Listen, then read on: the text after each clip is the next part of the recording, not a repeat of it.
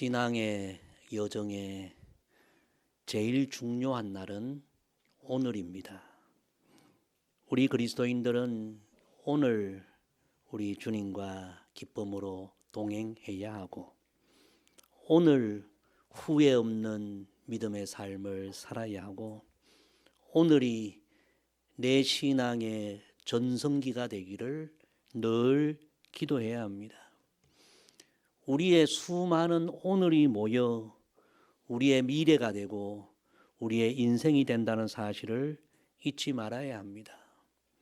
우리 그리스도인들은 어떤 경우에도 오늘을 잃어버리지 말아야 합니다. 오늘이 최고의 믿음의 날이 되어야 합니다.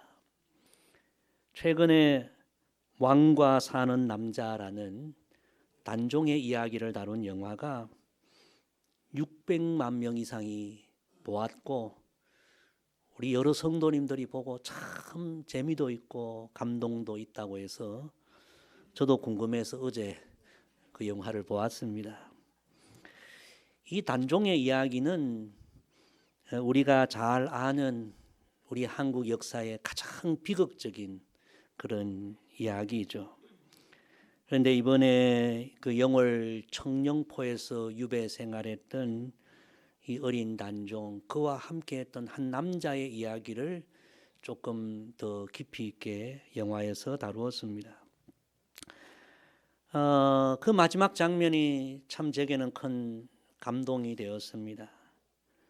그 단종, 어린 단종의 죽음 앞에서 이 시신에 손을 대는 자는 삼족을 멸하겠다는 무시무시한 어명이 떨어졌음에도 불구하고, 마치 십자가에 달려 돌아가신 그 예수님의 시신을 목숨 걸고 아리마대 요셉이 거두지 않았습니까? 그처럼 그 살벌한 시대, 어두운 시대 자신의 목숨을 걸고 그 단종의 시신을 거두고 장례했던 엄흥도라는 그 귀한 인물의 이야기가 아주 깊이 있게 다루어진 영화였습니다.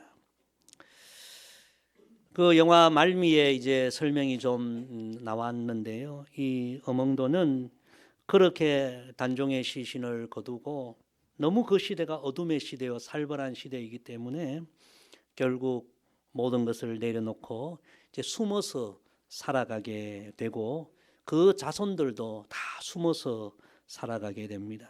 그런데 240년이라는 역사가 시간이 지난 이후에 이 엄흥도의 이야기는 재평가를 받게 됩니다. 그의 선언과 충호를 인정받고 마침내 사육신과 함께 충의공이라는 시호를 받게 되고요. 숨어 살았던 후손들도 큰 명예와 또 관직을 회복하는 그런 이야기입니다. 그들에게 긴 어둠의 시간도 있었지만 지금 한국 사회 누구보다도 빛나는 인생, 빛나는 가문이 바로 이 엄흥도의 인생이요, 그 가문인 것입니다. 지금 영월 청령포에는요, 사람들이 버글버글 한답니다. 보려고 줄을 몇 시간을 서야 된답니다. 그 정도로 지금 유명한 곳이 되었습니다. 저는 그 영화를 보면서 그 캄캄한 시대, 그 어둠의 시대, 그 살벌한 시대 속에서 그 엄흥도라는 인물의 그날의 결단과 선행이 마침내 오늘의 그 엄흥도와 그의 후손들을 빛나게 만들었다 생각을 해보았습니다. 그렇습니다. 오늘 우리의 삶, 우리의 믿음 너무 중요합니다. 삶의 현실이 어두울 수도 있고 답답할 수도 있고 캄캄할 수도 있지만, 그러나 우리는 오늘 참된 믿음의 삶을 살아야 합니다. 빛나는 믿음의 삶을 살아야 합니다.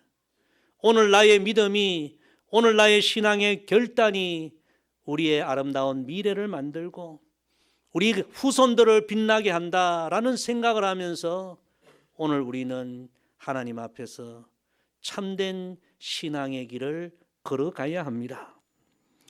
우리가 계속 묵상하고 있는 이 룻은 우리 지금까지 상고했듯이 너무나 일찍 인생의 어둠의 시간을 만났습니다. 너무 젊은 나이에 과부가 되었습니다. 외국인 시어머니를 섬겨야 했습니다. 그 외국인 시어머니를 섬기기 위하여 고향을 버리고 낯선 외국 땅에 와야 했습니다.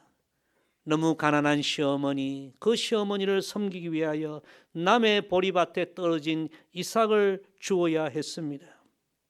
그런데 참 귀한 이야기는요, 룻은 그런 어려운 삶의 현실, 인생의 긴 어둠과 같은 터널을 지나갔지만 자신의 오늘이라는 시간을 잃어버리지 않았습니다. 오늘 내가 해야 할 일 최선을 다했습니다. 삶의 현실은 가난하고 어둡고 답답하지만 오늘 하나님께 소망을 두고 오늘 믿음으로 살고 오늘 내가 해야 할 일을 성실하게 최선을 다해 살았습니다. 오늘을 잃어버리지 않았습니다. 하나님은 바로 그런 룻의 삶을 보시고 하늘의 문을 여시고 하늘의 은혜와 하늘의 복을 룻에게 베풀어 주셨습니다. 할렐루야. 여러분, 이 룻의 믿음이 우리의 믿음이 되고 룻의 이야기가 우리의 이야기가 되기를 간절히 소망합니다. 오늘 이 본문 말씀은 그 하나님의 놀라운 은혜를 입은 룻의 아름다운 삶의 이야기를 우리에게 보여주는 말씀입니다. 우리가 오늘 어떤 삶을 살아야 우리의 삶에 하나님의 은혜가 임하는지를 보여주는 귀한 말씀입니다. 오늘 이 말씀을 우리 함께 상고하면서 우리도 룻처럼 오늘 우리가 어떤 삶을 살아야 하나님의 은혜를 입는지 기억하고 오늘 우리의 삶이 하나님의 은혜를 입는 귀하고 복된 믿음의 삶으로 변화되고 새롭게 세움받기를 주님의 이름으로 간절히 부탁을 드립니다. 자, 우리 먼저 17절 말씀 다시 다 같이 읽습니다. 룻이 밭에서 저녁까지 줍고 그 주운 것을 떠니 보리가 한 에바쯤 되는지라. 아멘. 첫째로 룻은 가난한 마음을 가졌습니다. 가난한 룻은 시어머니를 돌보기 위하여 남의 보리밭에 가서 그 보리밭에 떨어진 이삭을 아침부터 저녁까지 열심히 성실하게 주었습니다. 그렇게 하루 종일 이삭 하나 열심히 주었는데 저녁에 떨어보니 그 양이 한 에바쯤 되었다. 지금으로 하면 약 18kg 정도 되었다. 여러분, 그 떨어진 이삭 하나 주었는데 이 정도의 양이면 굉장히 많은 양 아닙니까? 한 번에 주운 것 아닙니다. 하나 정말 가난한 마음으로 갈급한 마음으로 그렇게 열심히 성실하게 주었더니 저녁이 되니 이런 아름다운 결과를 얻게 되었다는 것입니다. 물론 그 밭의 주인 보아스가 일꾼들에게 명했죠. 룻이 좀 많이 주울 수 있도록 보리를 일부러 조금씩 흘러보내라. 그런 은혜가 있었지만 룻의 이 마음이 가난한 마음, 갈급한 마음이 없었다면 이렇게 풍성한 결과를 얻지 못했을 것입니다. 하나님의 은혜를 입은 룻의 마음은 가난한 마음이었습니다. 갈급한 마음이었습니다. 아침부터 저녁까지 남의 밭에 떨어진 이삭을 열심히 줍고 하나님께서 내 인생에 은혜를 베풀어 주시기를 갈급해하는 그런 마음, 그 마음에 하나님의 은혜가 임한 거죠. 여러분, 마음이 가난한 사람은요 갈급함이 없습니다. 가난하지 않는 사람은 갈급함이 없어요. 인생을 그렇게 열심히 성실하게 살지 않아요. 우리 예수님은 하나님 백성들에게 주어지는 하늘의 복, 팔복을 말씀하시면서 그 첫째 복을 이렇게 말씀하셨죠. 심령이 가난한 자는 복이 있나니 천국이 그들의 것이며. 여러분, 여기서 이 가난은 갈급함을 의미합니다. 하늘의 복을, 하나님의 은혜를 받는 성도들의 마음 자세는 가난한 마음, 갈급한 마음이어야 한다는 주님의 교훈입니다. 여러분, 오늘 이 룻의 이야기를 생각하면서 여러분의 마음을 한번 살펴보십시오. 여러분 신앙생활하면서 지금 룻과 같은 그런 영적으로 갈급한 마음, 가난한 마음을 품고 신앙생활 하고 계십니까? 정말 하나님에 대한 갈급함, 말씀에 대한 갈급함, 성령 충만에 대한 갈급함, 주님을 더 깊이 만나고 더 깊이 교제하고자 하는 갈급함, 영적으로 성숙하고 예수님을 더 온전히 닮고자 하는 갈급함, 그런 갈급함, 가난한 마음이 여러분에게 있습니까? 과거를 돌아보니 과거에는 정말 새벽 기도마다 나와서 부러지며 갈급한 마음으로 하나님의 은혜를 사모했고, 때로는 밤을 새워가면서 간절하게 기도하며 하나님의 은혜를 그렇게 갈급했던 적이 있는데, 혹시라도 지금 우리의 신앙에 그런 가난한 마음, 갈급한 마음이 사라지지는 않았습니까? 우리가 초대교회 성도들 잘 알죠. 초대교회는 너무나 박해가 많았습니다. 신앙생활하기 힘들었습니다. 그래서 그들은 정말 하나님의 은혜에 대한 갈급함이 있었습니다. 그래서 초대교회 유행은요, 우리 시편에 목마른 사슴이 갈급함으로 시냇물을 찾는다는 그 말씀을 묵상하면서 초대교회 성도들은 대부분 사슴 목걸이를 많이 걸고 다녔다고 합니다. 하나님 은혜 없이는 제가 살 수 없습니다. 하나님의 도우심 없이는 승리할 수 없습니다. 그토록 갈급한 마음으로, 가난한 마음으로 신앙생활하고 그 박해를 이기고 다 위대한 승리자가 되었다는 것입니다.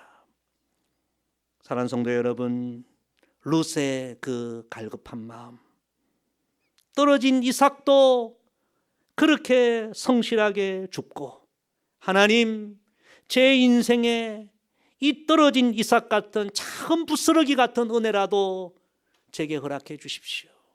하나님 은혜 없이는 제가 온전히 살아갈 수 없습니다. 이 상황을 극복할 수 없습니다. 여러분 마음에도 다시 이런 갈급한 마음, 가난한 마음이 회복되기를 주의 이름으로 축복합니다. 이제 우리가 사순절을 보내고는 있는데요, 그 예수님을 깊이 묵상하면서 예수님은 그 귀한 십자가 희생으로 우리 영혼을 구원하기 위하여 그렇게 헌신하셨는데, 우리의 마음은 여전히 세상의 것에 대한 갈급함은 가득하지만 그 주님에 대한, 주님의 은혜에 대한 갈급함은 부족하지 않는가? 이번 사순절을 보내면서 예수님 십자가를 바라보면서 다시 우리의 심령이 주님을 향한, 하나님을 향한 가난한 갈급함이 회복되는 그런 은혜의 기회가 되기를 주님의 이름으로 간절히 부탁을 드립니다.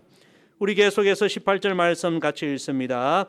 그것을 가지고 성읍에 들어가서 시어머니에게 그 주운 것을 보이고 그가 배불리 먹고 남긴 것을 내어 시어머니에게 드리매. 아멘. 두 번째 룻은 은혜를 흘러보내는 마음을 가졌습니다. 보리삭을 주우러 갔다가 룻은 우연히 보아스를 만나게 됩니다. 부자요 대지주인 그 보아스의 은혜를 입게 되죠. 생각지도 못한 보아스의 식탁에 초대되었고요, 보아스가 베풀어준 은혜로 너무나 모처럼 배불리 먹게 되었고요, 또 보아스의 은혜로 보리자루도, 풍성한 보리 한 자루도 얻게 됩니다. 너무나 놀라운 일이 일어난 하루였습니다. 저녁에 룻은 그 보리 한 자루를 들고 기쁨으로 집으로 달려옵니다. 룻에게 이 보리 한 자루는 오늘 나에게 베풀어 주신 하나님의 풍성한 은혜의 증거물이었습니다. 룻은 그 하나님의 은혜의 증거물을 들고요, 그날 시어머니에게 달려가서 보여줍니다. 그리고 보아스가 먹으라고 준 볶은 곡식도 다 먹지 않고 남겨서 어머니에게 드립니다. 하루 종일 걱정하고 있을 어머니, 하루 종일 제대로 먹지 못하고 배고픔에 있을 어머니, 그 어머니에게 자신이 받은 은혜를 그날 흘러보낸 것입니다. 참 아름다운 이야기죠.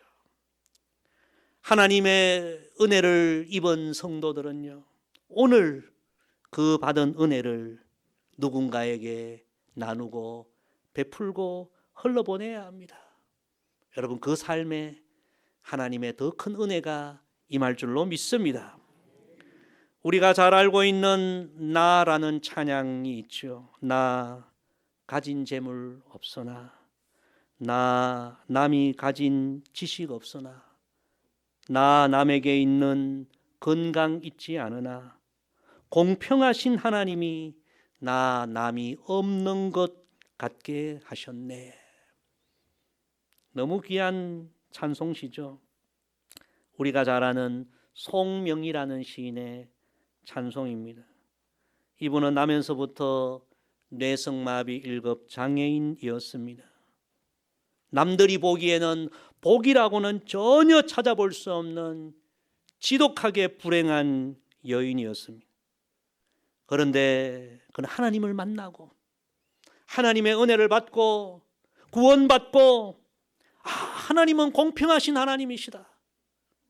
나에게는 재물도 없고 건강도 없고 사람들이 가진 모든 것 같지 않았지만 하나님은 내게 하나님을 찬양할 수 있는 이 뜨거운 마음을 주셨다.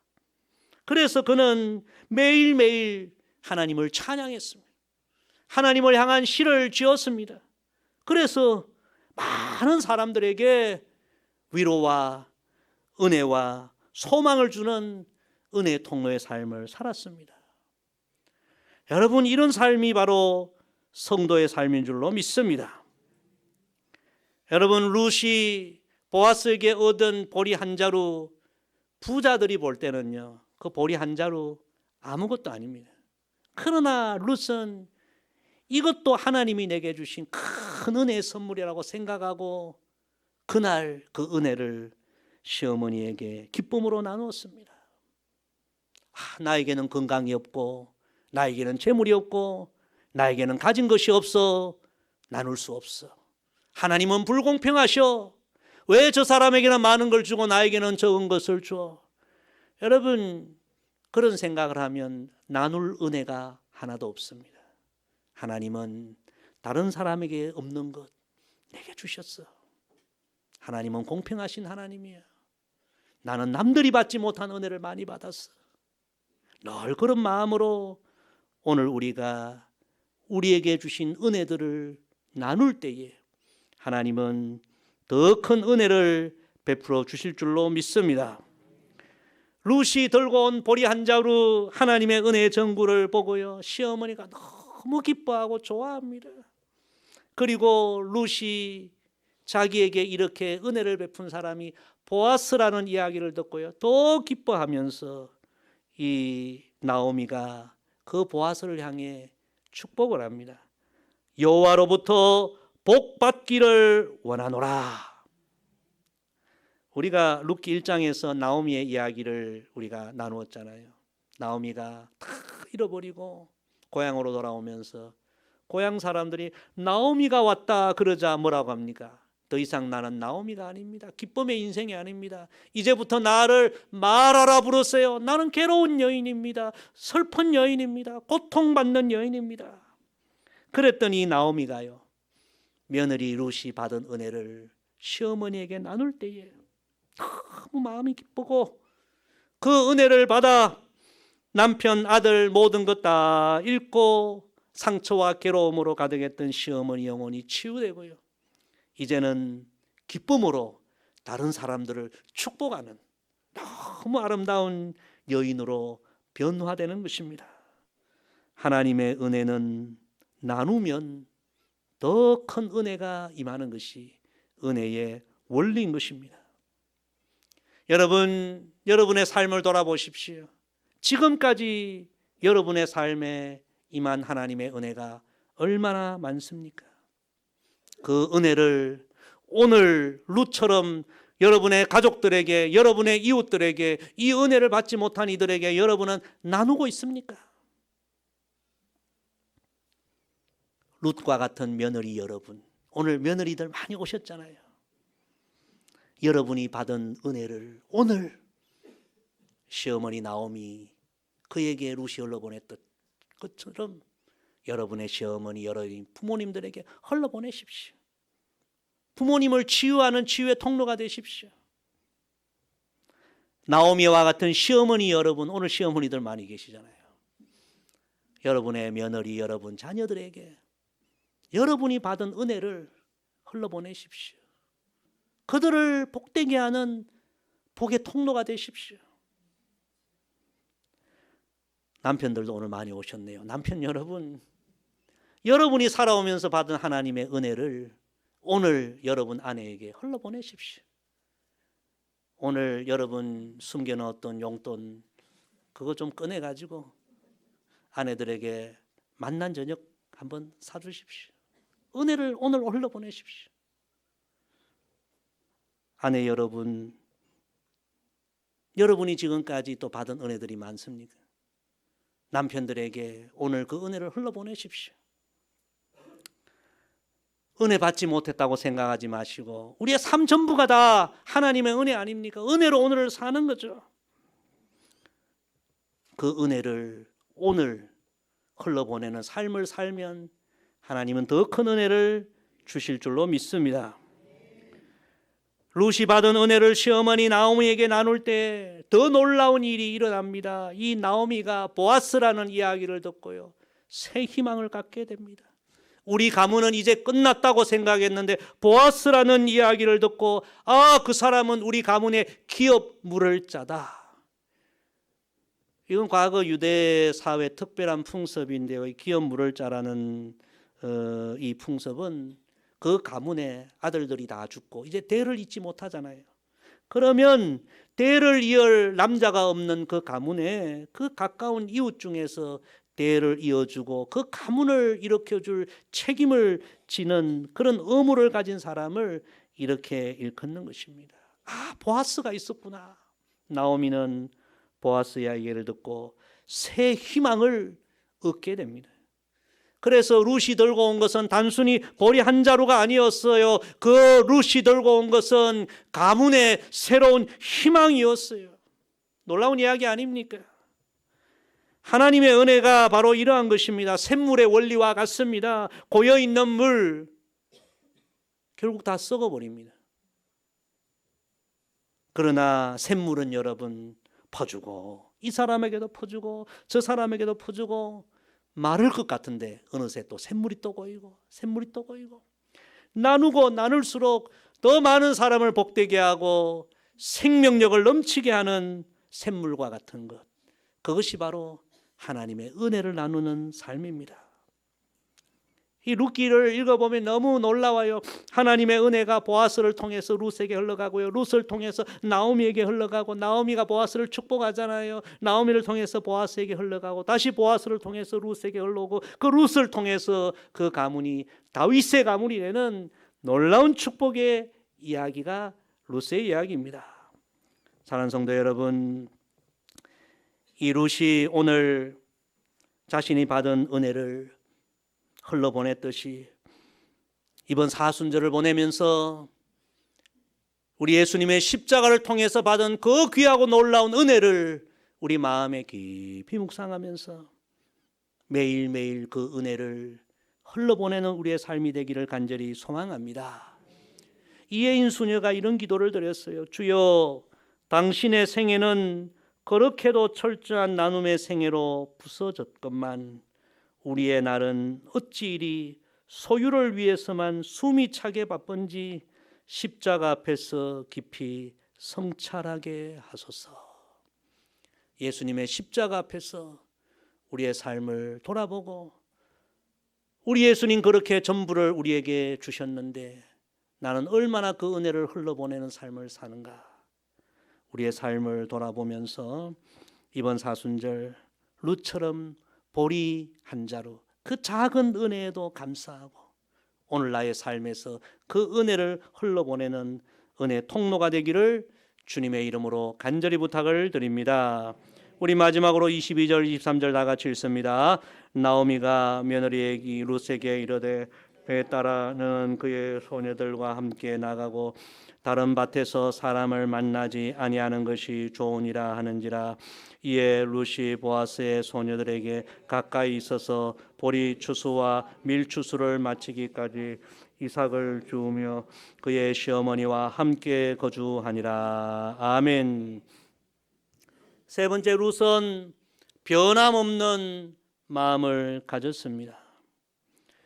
며느리 룻의 이야기를 듣고 나오미가 이렇게 이야기합니다. 다른 밭으로 가지 말라. 이제 이후로는 다른 밭에 기웃거리지 말고 다른 밭으로 가지 말고 계속 너는 보아스의 밭으로만 가라. 참 귀한 이야기죠. 어머니의 이야기를 들은 룻은 그 다음 날부터는 다른 밭으로 가지 않습니다. 변함없는 마음으로 오직 보아스의 밭으로만 갑니다. 그래서 결국 보아스와 가정을 이루고 다윗의 할머니가 되는 은혜를 입게 되는 거죠. 우리 성도들은 어떤 경우에도 다른 밭으로 가면 안 됩니다. 어떤 상황을 만나도 오늘 우리는 변함없이 주님만을 바라보아야 합니다. 성도 여러분, 코로나 이후에 여러 가지 이유로 교회를 떠나는 이들이 많아졌습니다. 주님을 떠나는 이들이 많아졌습니다. 너무 안타까운 시대가 지금 우리에게 다가왔습니다. 우리가 지금 매일 성경 큐티 요한복음을 하고 있지 않습니까? 지난주 중에 우리 요한복음 6장 그 큐티한 내용에 보면요, 그 2000년 전에 그 예수님을 따르던 무리들 가운데서도 여러 가지 이유로 예수님을 떠나가는 이들이 생겨납니다. 그때 예수님께서 제자들에게 이렇게 묻습니다. 너희도 가려느냐? 너희도 나를 따르다가 뭔가 마음에 안 들면 다른 밭으로 가려느냐? 그런 질문이죠. 그때 예수님의 수제자 베드로가 유명한 대답을 하죠.